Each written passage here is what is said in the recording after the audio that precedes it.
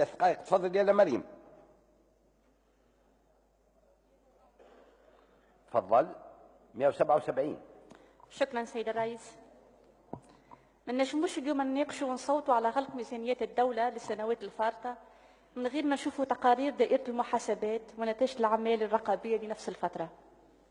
التقرير 29 لدائرة المحاسبات يشير إلى إخلالات بالجملة: سوء تصرف يرقى إلى درجة الفساد، آليات ومبادئ قواعد المحاسبة العمومية ما تمش احترامها، موارد خارقة للعادة جات من خوصصة بعض الشركات العمومية وبيع الأملاك المصادرة اللي حقها تتسجل في الباب الثاني من الميزانية وتمشي في الاستثمار والتنمية.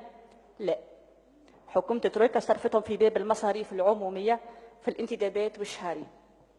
أكثر من 120 ألف انتداب في الوظيفة العمومية في وقت ترويكا اعتمادا على المحسوبية والولاءات الحزبية بدون أي معايير موضوعية، من غير ما ننساو الانتدابات الاستثنائية والمصايب اللي خلفتها لنا العفو التشريعي العام العشوائي اللي نخلصوا فيهم بدم شهدائنا من أمن وجيش ومدنيين.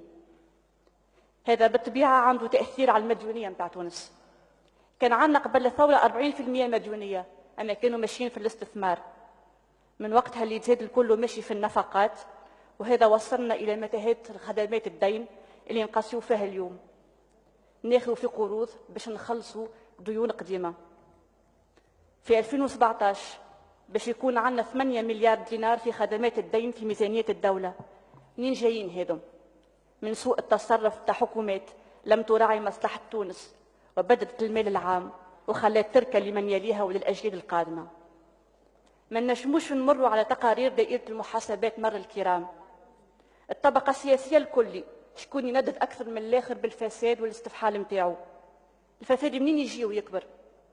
وقت اللي نتهاونوا بتقارير كيما هذه ونبداو نلوجوا في مبررات الإخلالات بعنوان الثورة والانتقال الديمقراطي والاحتجاجات الاجتماعية ونكتبوا في دستور بالطريقة هذه، حتى حد ما هو باش يحترم القوانين. مكافحة الفساد ما هوش كلام وشعارات، هو أولا الردع واللي يغلط يتحاسب، ومن الضروري محاسبة كل المسؤولين المتسببين في حالة الخراب اللي خلوا فيها البلاد. شكرا سيد الرئيس. بارك الله فيك. السيدة جميل.